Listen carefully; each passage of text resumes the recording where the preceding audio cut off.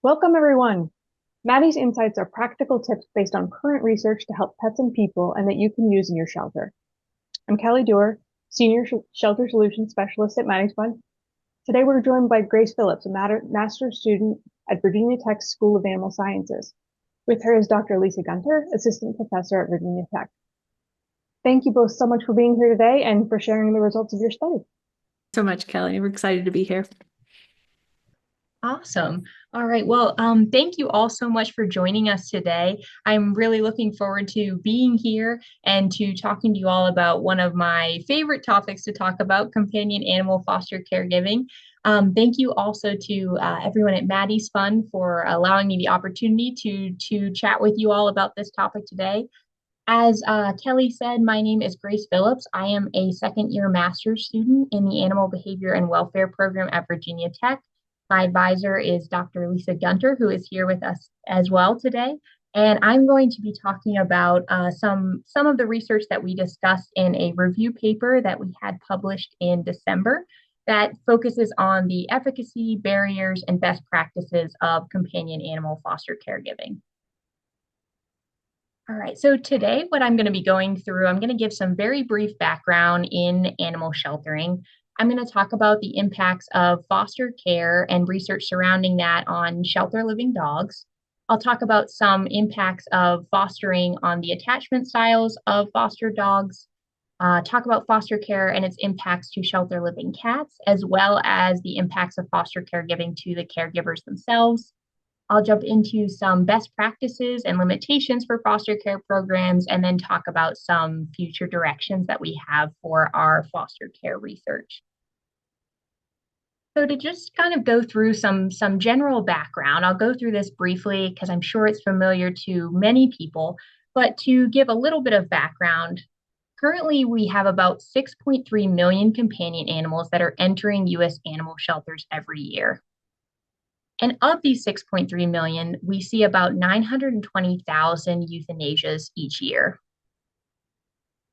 On the other side, we see about 4.1 million shelter animals being adopted each year. And so, of course, we're always looking for ways that we can not only improve the welfare of the animals while they're living in shelter and awaiting their adoption, but we're also, of course, looking for ways to increase that 4.1 million number and decrease on the other side, decrease the number of euthanasias that we see.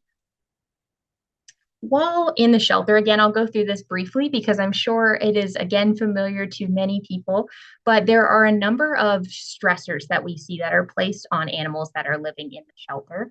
The first that we see, particularly for shelter living dogs, is social isolation.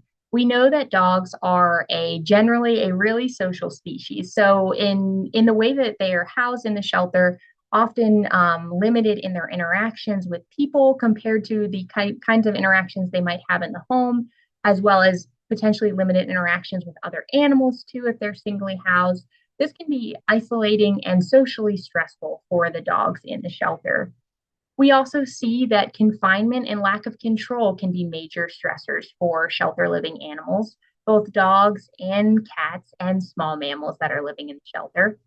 Again, often they are singly housed and potentially have not always consistent schedules of knowing when they might get interaction with a person or with another animal or what their daily schedules might look like. So this sort of lack of control over their own schedule and environment can be stressful for the animals that are in the shelter. We also see that noise can be a large stressor for shelter living animals. Anyone who's ever been back in a dog kennel area in the potential adoption wing of a shelter or has worked back there knows that it can get pretty noisy. There can be a lot of barking, and this can be stressful for even us as humans. So if we think about dogs having even more sensitive hearing than we do as people, this can be really stressful for them. And then for cats and small mammals that are also potentially housed near dog kennels, if they can hear this barking during the day or the night, this can also be stressful for them to hear.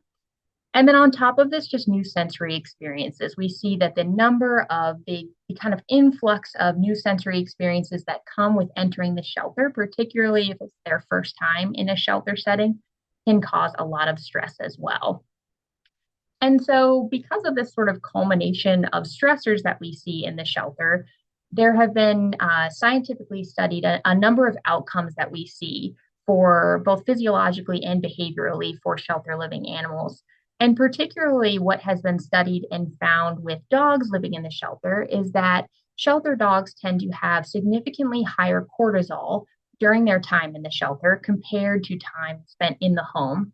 And they also have significantly lower levels of rest while they're in the shelter. They can be more interrupted and they just are not getting as much rest in that environment as they do in the home. And so, of course, again, while the animals are in the shelter, we're looking for ways that we can improve their welfare while they're waiting for their adoption. But how do we measure this welfare? How do we know if an animal's welfare is improved or declining while they're in the shelter?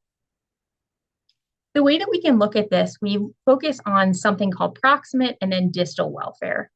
And to start off with distal welfare is measured through more indirect influences on an animal's welfare. So instead of looking at sort of immediate changes in the physiological welfare of that animal, we can measure this through things like adoptions or length of stay, where we know if the animal is getting to go into a home and getting adopted, we know that their welfare is going to improve.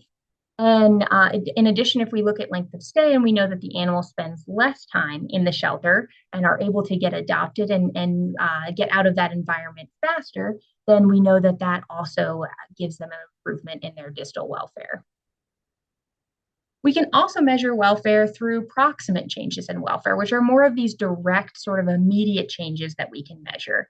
And the way that this is often measured is one through the cortisol creatinine ratio. This is often measured and collected through urine for shelter living animals and something that we can measure to see changes in that stress hormone through that cortisol hormone. We can also take a look at different types of activity to see how activity changes as an animal spends time in the shelter, particularly rest. We can see if there's changes in that rest pre and post adoption and during the animal's time in the shelter. We can also take a look at known physiological indicators of welfare like heart rate variability, pulse, or respiration. And then, of course, a number of stress-related behaviors that we can observe and measure over time as well. So now that we know how we can improve the now that we know how we can measure the welfare of animals living in the shelter, how do we actually work to improve this welfare? And a number of different studies have found that for dogs in particular, human social interaction is a really great way to improve these immediate indicators of welfare while a dog is living in the shelter. One study has found that between 20 and 30 minutes of just petting and play for a dog outside of their kennel can significantly reduce their cortisol levels and that stress hormone. Another study has found that just 15 minutes with a person outside of the kennel can decrease heart rate, increase heart rate variability, which are both signs of improved welfare for that dog, and then decrease standing behavior as well. So giving the dog more opportunity to settle. So again, just short interactions with a human and that opportunity to reduce some of that social isolation and experience more contact with a person can really help to improve welfare and reduce stress. Another way that we can improve welfare of shelter living animals is by placing them in foster care, which of course is the topic that I'm going to be talking to you all about today, and another great method and intervention for improving welfare. So I'm going to be starting off with talking about the impacts of foster care on dogs that are in the shelter specifically. I'm going to highlight unfortunately, not all of the research that we were able to talk about in our review paper, but some of the research that focuses on the proximate and distal impacts of foster care on dogs. There is more scientific literature currently on the impacts of foster care as it relates to dogs than there is with cats, but I will talk about the impacts of foster care on cats after, and then I'll jump into the impacts on foster caregivers as well. So to start off with dogs, I'm first going to talk about a study that was led by Dr. Gunter, and she was taking a look at the impacts of short-term fostering on that proximate welfare of shelter living dogs. And in order to do this, she had a sample of 207 shelter dogs that came from 5 different US animal shelters. And in this study, the dogs had the opportunity to participate in just 1 or 2 night foster stays. So short term, just little foster stays where they had the opportunity to get out of the shelter and spend some time in the home. And in order to measure changes in welfare, Dr. Gunter took a look at changes in heart rate as well as changes in activity. And then she also took urinary cortisol samples from the dogs. So those urine samples to see how cortisol changed before, during, and after the foster stay as well. And from the study, Dr. Gunter found that there was a significant improvement in rest when dogs had the opportunity to go into a foster home. If we take a look briefly at this graph, on the x-axis, we're taking a look at before the sleepover, during the sleepover, and then after that short-term foster stay or sleepover. Each one of these lines represents a population of dogs from a different shelter. And then on the y-axis, we're looking at the mean longest bout of uninterrupted rest. So how long, on average, could that population of dogs go and spend time at rest without interruption? And we can see that during the sleepover itself, the dogs had significantly higher levels of uninterrupted rest than they did before or after that sleepover while they were spending time in the shelter. So if we think about this in terms of short-term fostering, we now have an understanding that if dogs get the opportunity to leave the shelter and go into foster care for even just a very brief period of time, even if it's just 1 or 2 nights, they really get the opportunity to rest more as they spend time in the home. Dr. Gunter also found that cortisol creatinine ratios also significantly decreased during the dog's foster stays. So again, even if it was just for 1 night or 2 nights, these dogs were experiencing a significant reduction in their cortisol levels and in that stress hormone. But then once the dogs returned back to the shelter, their cortisol creatinine ratios returned back to baseline or pre-intervention levels. So from this, we can think again, just a short-term stay in foster care can really help to reduce stress. But once they go back to the shelter, that stress levels, they might go up again. So if we're able to keep the dogs in foster care longer, we might be able to keep those stress levels lower as they get to spend more time in the home. So now I'm going to talk a little bit about some of the distal effects of foster caregiving on dogs. So Dr. Gunter also found that dogs that experience foster care are 14 times more likely to experience a live outcome. And live outcomes, of course, include adoption, experiencing a return to the previous owner, or being transported to a shelter that has more space and more resources to be able to house that dog. So if dogs get the opportunity to go into foster care, again, 14 times more likely to experience one of these live outcomes. Another study by Betronic and Crow found that dogs that are specifically adult dogs, they're even over 20 times more likely to experience a live outcome if they participate in foster care. We often know that the little dogs and young dogs can get adopted faster, but sometimes these larger or adult dogs can struggle to find adoption placements. So if we give them more of an opportunity to get out into a home and spend time in foster care and open up more space in that shelter setting, we're also giving the dogs a significantly higher likelihood of experiencing one of these live outcomes. In addition, another study by Mohan and Gibbons found that not only are dogs that go into foster care more likely to be adopted, they're also 10% less likely to be returned. So, which is a really wonderful thing for us to know, because of course we want to see that the dogs are getting adopted, but we also want for them to not have to return, right? We want them to stay with their families and find really successful adoption placements where they can continue to stay in that home. So if they're not coming back to the shelter, this is really great for us to know as well. And again, this may be also in part because when dogs get the opportunity to go into foster care, they were able to gather more information about how they operate in a home and what their behavior is like in a home. And so when adopters are interested in that dog, we have more information about what to kind of expect when they pick up that dog, what their first few days in the home might look like, and what that behavior in the home might look like. So this may lead to more successful adoptions and fewer returns. Another study, again by Petronic and Crow, also took a look at dogs specifically that go into foster care that have more significant health concerns. And they found that after just a couple of weeks, 70% of these dogs that went into foster care with a significant health concern came out with a significant reduction in that health issue or a complete removal of the health issue. So they completely recovered while they had the chance to be in foster care. So we're seeing impacts to the medical health of the dogs as well if they get to go into a foster home. All right, I'm going to talk a little bit about a study that looked at the impacts of fostering on the attachment of dogs as well. Attachment is something I'll dive into this in a moment, but attachment is something that was kind of first studied with humans. And we discovered that there's different ways that children can attach to their caregivers. And since then, we found that dogs can form similar attachment styles, which I will go over in a minute. But being able to form a healthy attachment and a secure attachment with an individual can be part of a dog's social well-being. So if we think back to when I talked about one of the stressors in the shelter is that social isolation, right? Having a dog be able to go into foster care and form a secure, strong attachment with an individual can help to reduce that social isolation and promote this dog's social welfare as well. So just keeping that in mind as I go through the next couple of slides.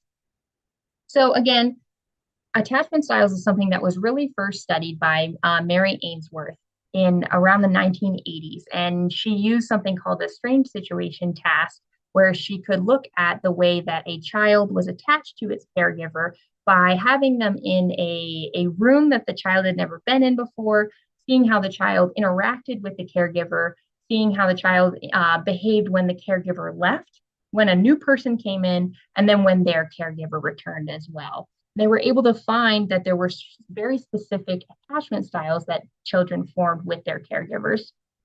Since then, they found that other primates can also form these similar types of attachment styles between each other and between themselves and humans. And then they've also studied this with dogs. And from here, they found that dogs can form three main styles of attachment that are very similar to what we see with humans. The first is secure attachment. So if we're talking about this strange situation task, which when it's tested with dogs is called a secure base test. And in this test, a dog and their caregiver are in a room together, they're able to interact, and then they observe those interactions between the caregiver and the dog. They observe the dog's behavior when the caregiver leaves, and they observe how the dog responds when the caregiver returns as well. And in a secure attachment style, this would look like a dog being moderately anxious or stressed when they're separated from a caregiver.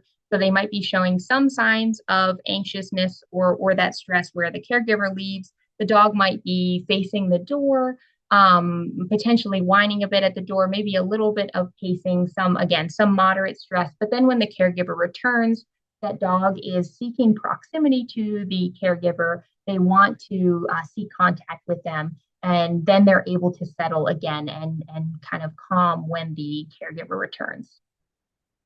Another type of attachment style that is also found in humans and dogs is called insecure resistant attachment. And so this would look like a dog being more than moderately, really anxious or stressed when they are separated from their caregiver. There are more stress behaviors, more pacing, more vocalization, depending on how long the caregiver is gone, potentially destructive behavior as well.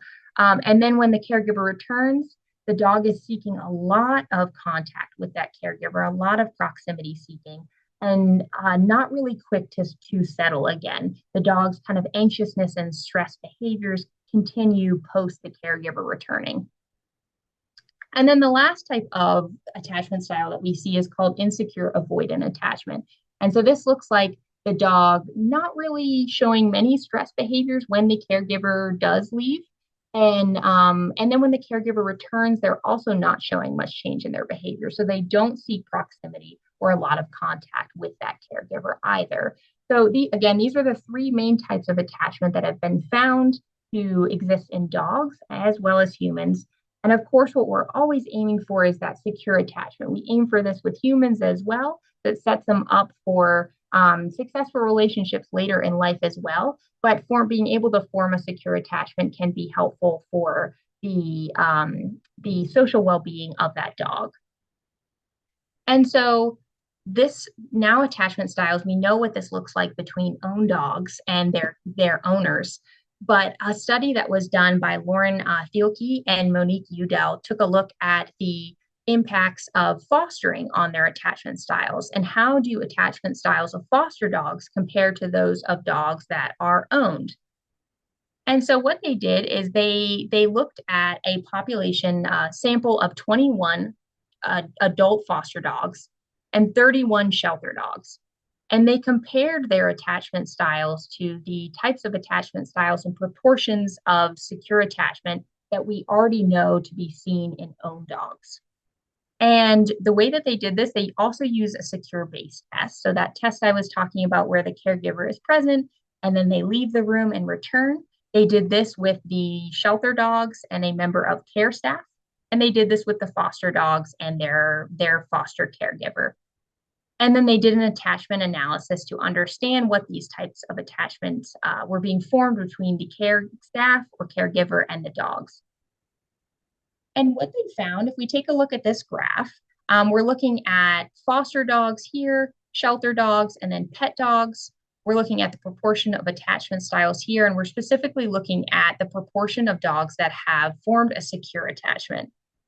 And we can see from this graph that there's no significant difference between the proportion of foster dogs that are able to form secure attachment and the proportion of owned dogs that are able to form secure attachment. So this means that foster dogs are just as likely to be able to form a secure attachment to their foster caregiver as an owned dog is with their owner.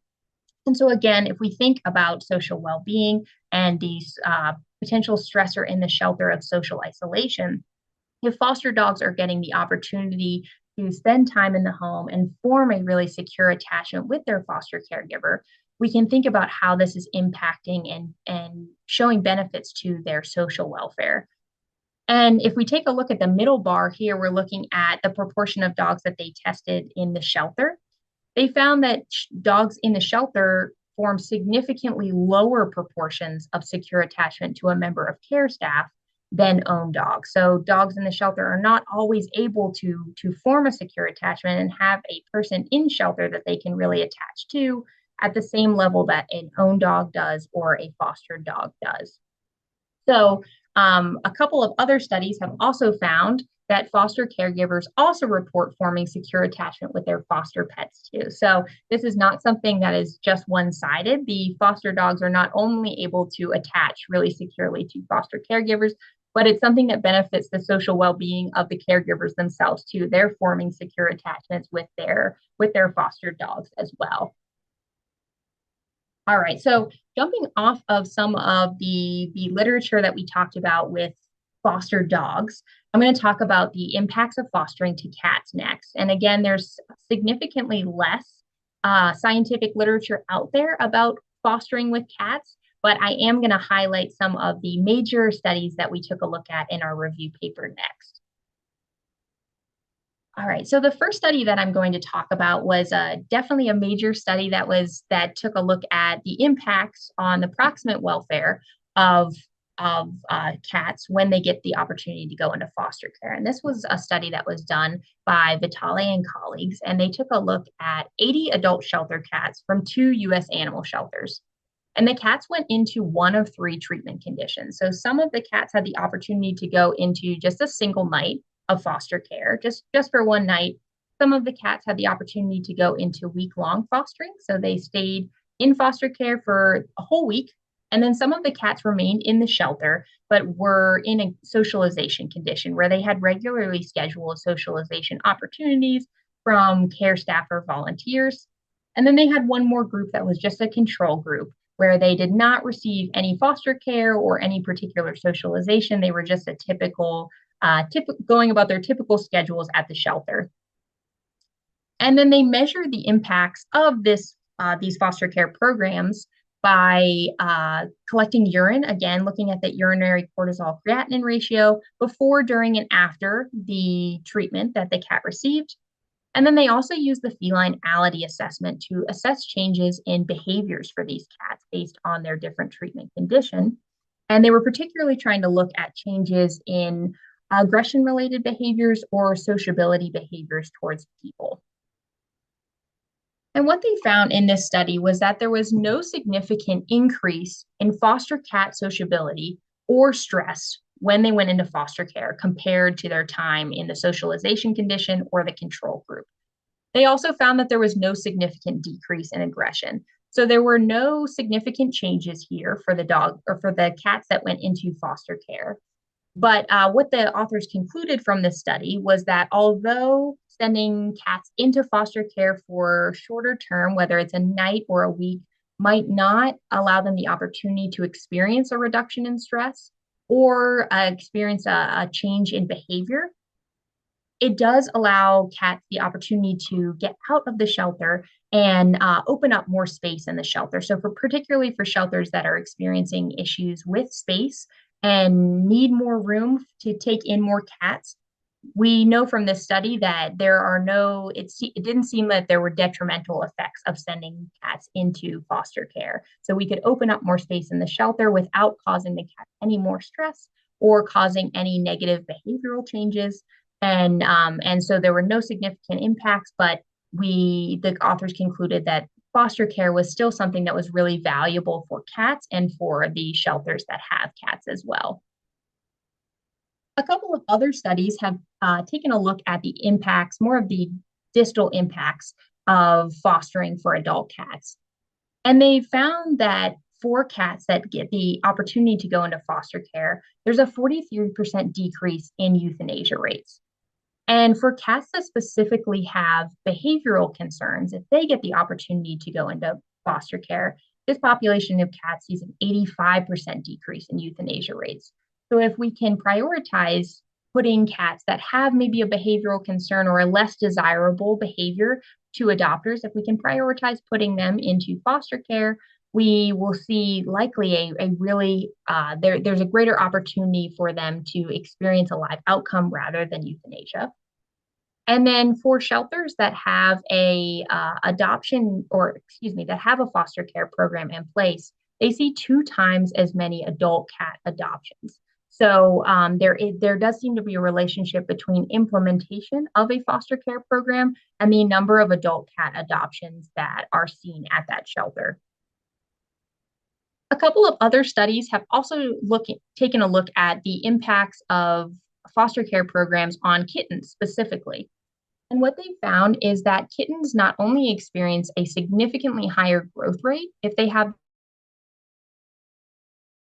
the opportunity to go into foster care compared to their time in the shelter, but they also experience significantly increased life outcomes compared to kittens that remain in the shelter.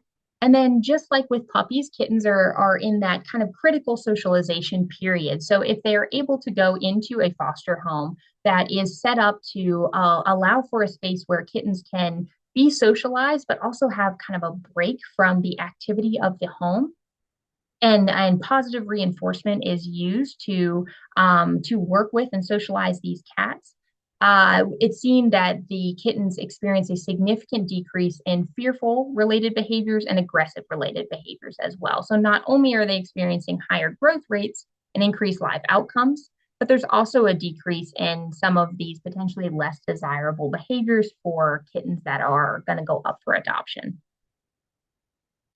All right, and so a couple of future directions that I am interested in taking a look at with foster care research as it relates to cats.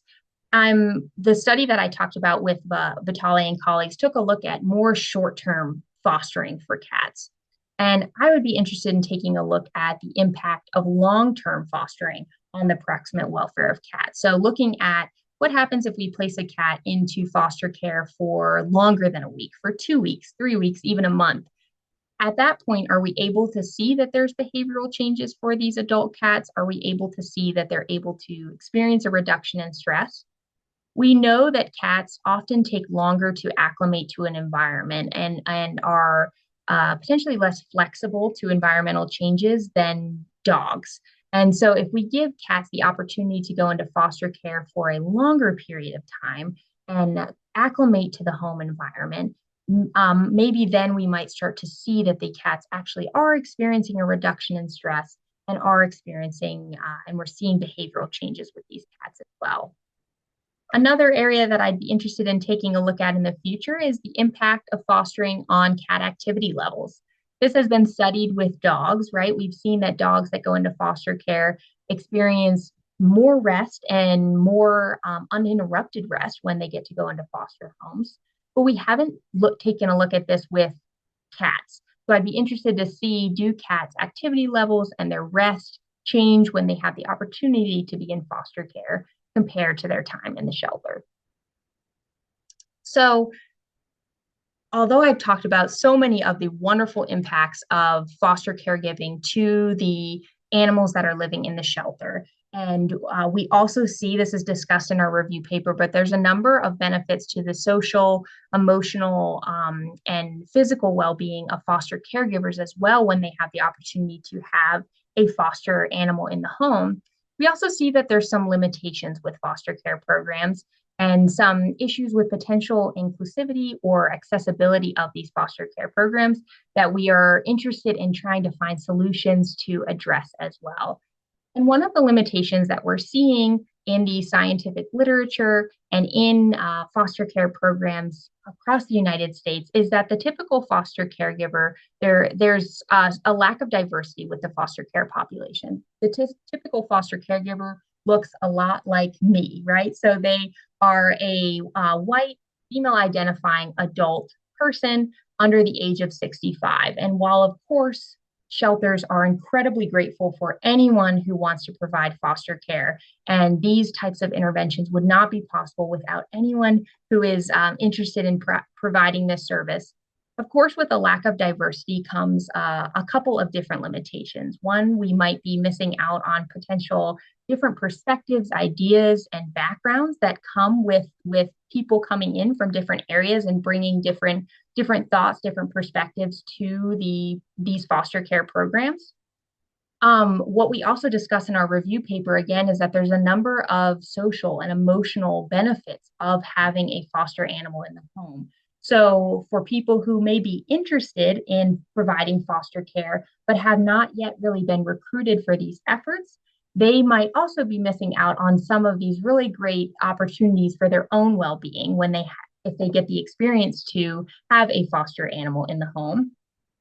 And then what we also are seeing is if there's areas and groups of peoples and communities that we haven't really tapped into for recruitment yet, we may be missing out on a number of really wonderful, fantastic people and homes that could provide foster care and get more animals out of the shelter and into these really awesome spaces to be able to be in foster care and experience time in the home prior to their adoption.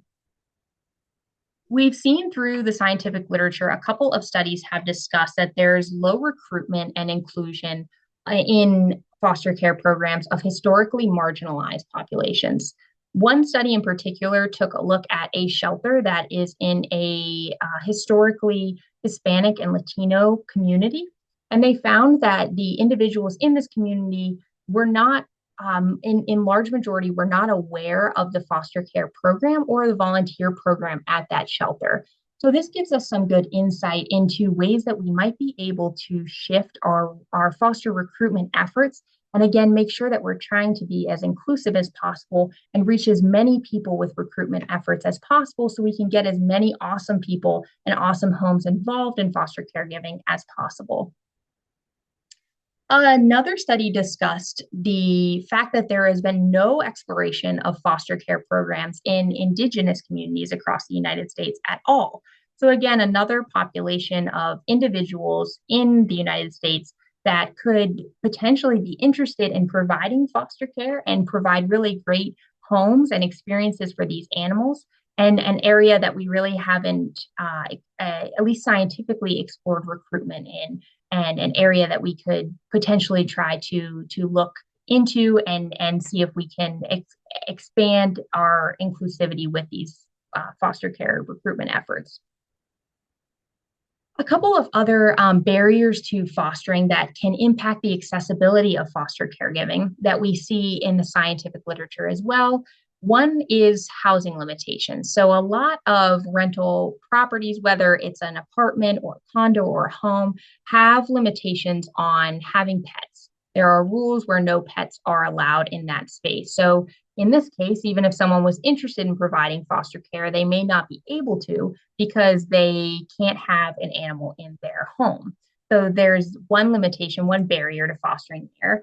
Another is weight or breed restrictions.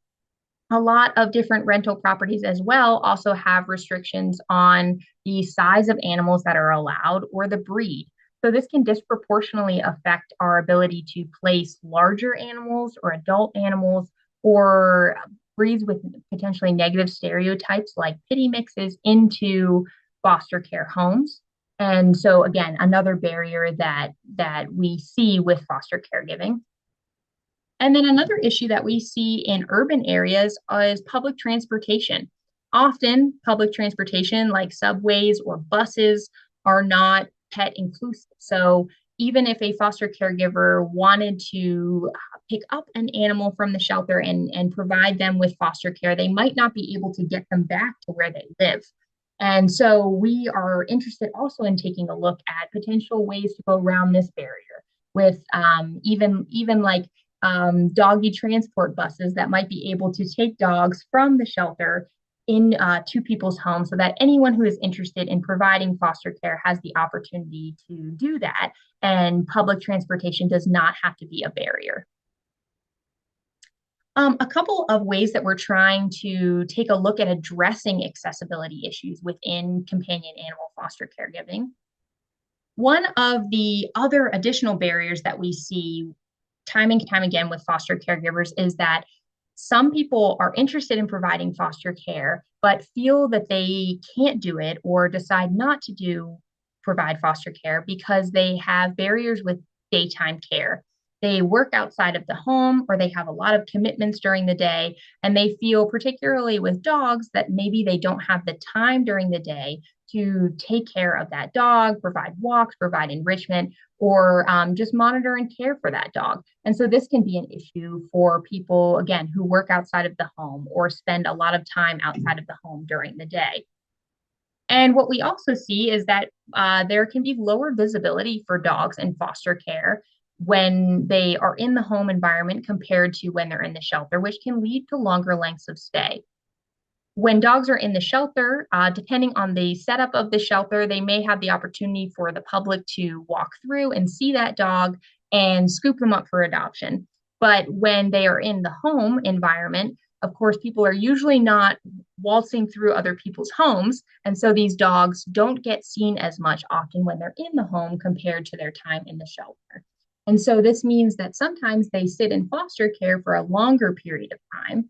And while they are experiencing improved welfare, getting more rest, they have a reduced stress level.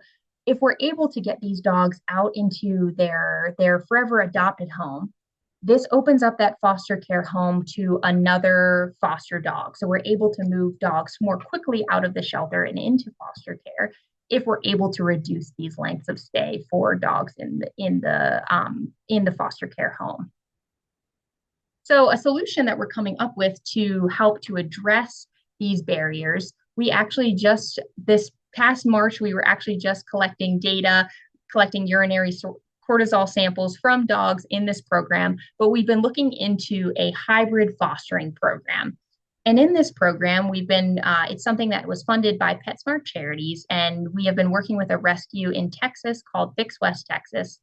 In this program, dogs have the opportunity during the day their foster caregivers can drop them off at a PetSmart Everyday Adoption Center. So before work in the mornings, their caregivers can drop them off, and the dogs are taken care of there during the day. They get walks, they get enrichment. If they are social with other dogs, they have the opportunity for playtime as well. So they get all of these elements in their daily schedule.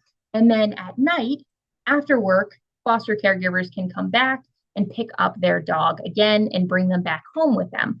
So in this case, the dogs get that increased visibility during the day to potential adopters and to anyone who's walking through PetSmart who might be even just shopping for their own pet.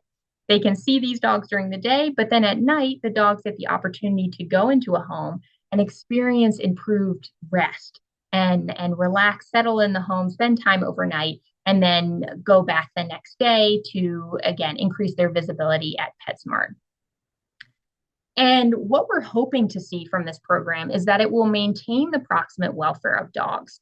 So rather than spending time in the shelter, getting to experience this type of foster care will allow for these dogs to still get the opportunity to rest in the home and experience improved rest and reduced stress compared to their time in the shelter.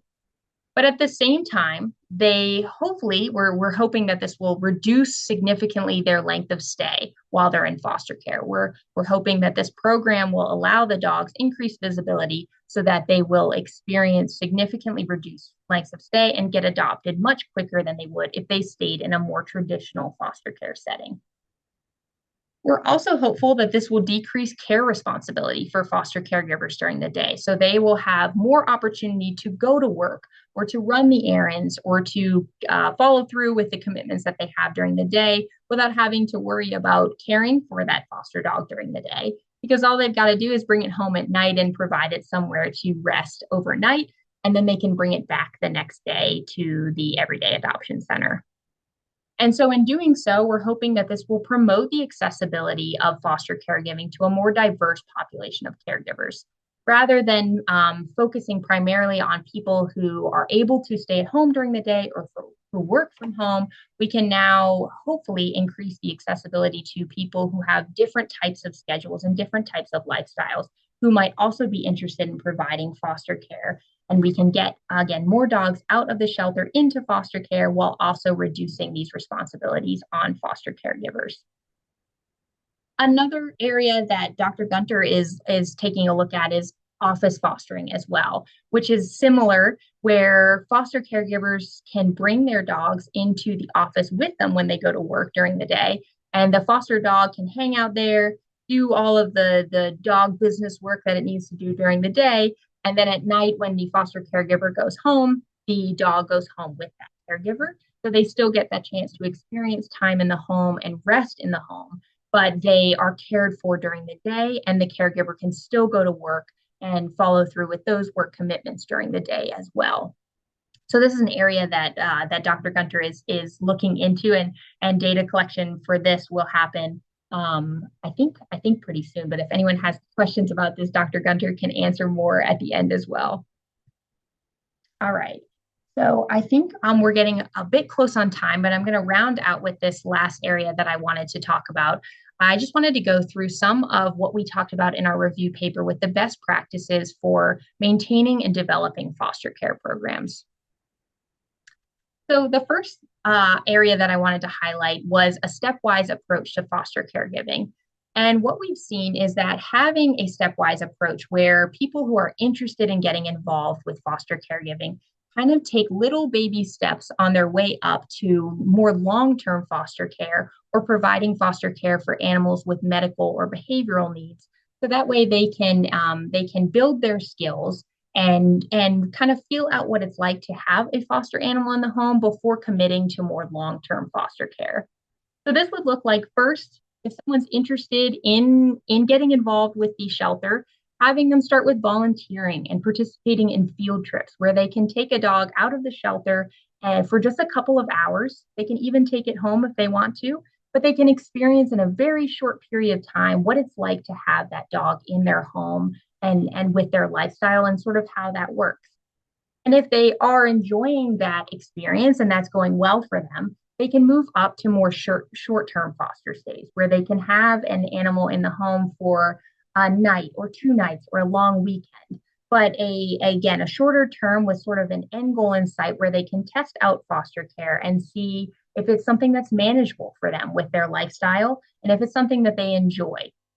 And if they do, and this is something that they do feel they enjoy, The third step would be getting them involved with longer term foster care if that's something they want to do, and setting them up with animals who might have a medical need or a behavioral need that might require more time in foster care before adoption. So at this point, they've now experienced field trips, they've experienced short-term foster care, they have more skills and resources under their belt to be a little bit better equipped for longer-term foster care. And we're hopeful that, or we see that this type of approach to foster caregiving helps to improve recruitment efforts, but also the retention of foster caregivers and keeps them coming back and feeling like they want to continue providing foster care. A couple other things to go over, and then I will wrap up for questions. Having comparable onboarding for first-time foster caregivers and trial adopters. Trial adopters are individuals who are doing sort of that foster to adopt, right? Where they are taking an animal that they think they want to adopt and sort of just giving it a quick trial to make sure that everything works with their lifestyle and that they want to follow through with adoption. So it's usually a brief foster stay where they end up adopting. And first-time foster caregivers, we also see are some of the most likely to adopt that animal. It's the first time they've ever provided foster care. There's a very high percentage that they're going to adopt that animal. And so if we have comparable, sort of a quicker orientation process for these two types of foster caregivers, this helps to save time and resources for shelter staff to get these people involved quicker. And then if they want to come back and continue fostering afterwards, there can be more in-depth training, more skill building after this first experience. We also see that allowing caregivers to meet with adopters in outside of the shelter and allowing adopters to pick up a dog from the foster home can be an efficient way for adopters to meet their potential dog that they might want to adopt in a setting outside of the shelter that allows them to gain more information about how that dog might be in a home, and also might be a more efficient process for picking up the dog and less coordination for shelter staff and for kind of all parties involved. And then we also see that same-day access to brief outings and temporary foster care can be really successful to allow people to get involved quickly. If there's someone who comes in and they're interested in getting involved with the shelter, allowing them the opportunity to get involved as soon as they'd like to, so we can keep that momentum going, can be really helpful with recruitment efforts and getting people involved quickly, and then hopefully retaining them as they experience these opportunities and become interested and want to continue helping at the shelter as well. All right, so main takeaways that I talked about today, because I know I went over a lot, is that foster care can improve both the proximate and distal outcomes for shelter dogs. So we see that foster care can improve cortisol, rest, adoptions, and live outcomes for dogs in the shelter. Foster care also improves distal outcomes for shelter cats, including their live outcomes and adoption rates. We see that foster care, this is something we discussed in our review paper, but I moved over for today, that it can improve the mental, physical, social, and emotional health of caregivers too. So not just something that benefits the animals, but it benefits the caregivers themselves. We also see that there's limitations that exist in the diversity, equity, inclusion, and accessibility of foster care programs. But we're actively working on solutions like hybrid fostering to promote the accessibility of foster care. And then lastly, stepwise approaches to foster care, in-home meet and greets with foster dogs, and same-day access to field trips and short-term foster care can help improve the retention and the recruitment rates of foster caregivers. All right, so now I'm ready for questions, but I have my email here in case anyone wanted to reach out to me. I also put the link to our foster review paper here as well, in case anyone is interested in reading more. Thank you so much. Thank you. Dr. Gunter's been getting on the questions, which is amazing. We had, let's see, one from Stephen in the chat. Can you expand on the factors that would make a cat in foster care decrease in fearful aggression? Yes. So the question is, can we expand on factors that would show that a cat has decreased fearfulness or aggression in the home? Is that right? I believe so, yes. Yeah, so that was based on the feline-ality assessment, which has a number of different components to be able to assess aggression-related behaviors, fearfulness, and sociability. So any of those components are evaluated in the feline-ality assessment, but the fearfulness and sociability would be taking a look at cats spending more time hiding, less time engaging, proximity seeking towards people. That would be what they'd be taking a look at with fearfulness. And then in terms of aggression related behaviors as they're specific to humans, this would take a look at any behaviors where a cat might aggress towards a human, might involve any sort of hissing or swatting, or again just general aggression towards that person. Thank you. Let's see. Rosalie had a question. I answered it already in chat, but I thought it was a really great kind of situation for a solution. So I thought maybe I wonder if other folks are having this too. She asked to us, in our area, fosters must be able to transport fosters to the shelter at least once every 2 weeks during vet hours. This means a lot of potential fosters can't participate. And so I love that Rosalie brought this up, because I think sometimes this can be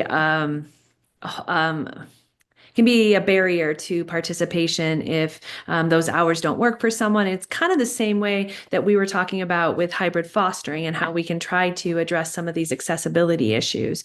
But one of the things that I mentioned to Rosalie is that perhaps if there was a transport, which we love the idea of a doggy van that goes and picks up dogs from foster homes and brings them to wherever they're supposed to be to show themselves off, that could be a way that, for folks that don't have transport, or maybe they're just working then, that the dog could be crated, but maybe they need to be picked up or something like that, that could be a way that we could satisfy, making sure that the animal's physical health needs are being met while also kind of helping people make that happen for the dogs. So, yeah.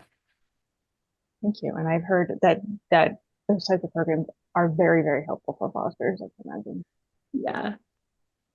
And it's probably, just to kind of mention what Grace had said before, that probably has something to do with why we found that there's this decrease in length of stay when we allow foster caregivers to meet the dogs at the house, or let the adopter pick up the dog from the foster house. And again, these are not like the strongest correlations you've ever seen before. So it's hard to know what the size of the effect is, but there's probably something there, that it's like, if you don't have to go back and forth from the shelter to meet an adopter and then, do a meet and greet that maybe doesn't go well, and then, or they're just not interested because the dog's too big because they couldn't figure out how big it was online, that, we can avoid some of that sort of thing, and also kind of show off the dog in an environment that it's more comfortable in, which I think is really helpful as well, because it's sometimes hard to turn it on, and especially in a new environment. So being in a place that you're more comfortable with probably helps the dogs show themselves off. Absolutely.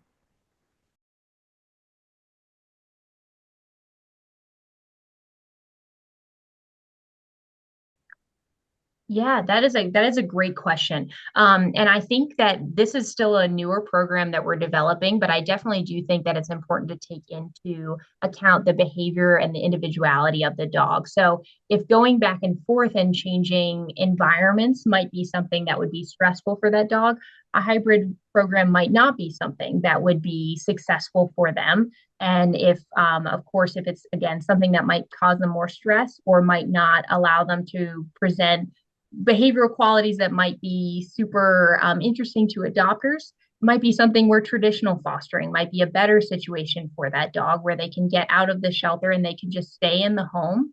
And we can work on other ways to promote, using social media, that dog for adoption. But so I would say, again, important to take into account the individuality of that dog, and understand as a foster caregiver what your dog's needs are. And if you think that you might have the opportunity to participate in a hybrid program, but it might not be a great fit for your dog, then that would be okay, and they could benefit from traditional foster care instead. One other thing, because Grace does a lot of different projects in the lab. So a recent project that who is working of dogs in the shelter and in the home, and sort of sneak peek on this work is that not only are we finding that dogs rest changes from the shelter to the home, but also their high intensity activity. So I think that's something to keep in mind when we see dogs that are hyperactive in the shelter. That might actually be just a stress response or a welfare concern. And I wouldn't necessarily rule those dogs out for hybrid because they actually might do better with less, it's not a full house. I think that when dogs are demonstrating like a lot of activity in the kennel, it probably means that they need to be in a foster care for place, until more permanent placement. But in the meantime, hybrid might actually be better than being fully housed at the shelter all the time. So just something to consider. Yeah. Yes, and Augusta says that that's what she finds when she takes foster son as well. All right. Thank you both so much, Dr. Gunter and Grace. And thanks to everybody who's been watching today's webcast. Grace and Dr. Gunter will be available on Maddie's Pet Forum to continue this discussion and answer your questions. And thank you all very much, and we will see you next time. So much. Thank you so much.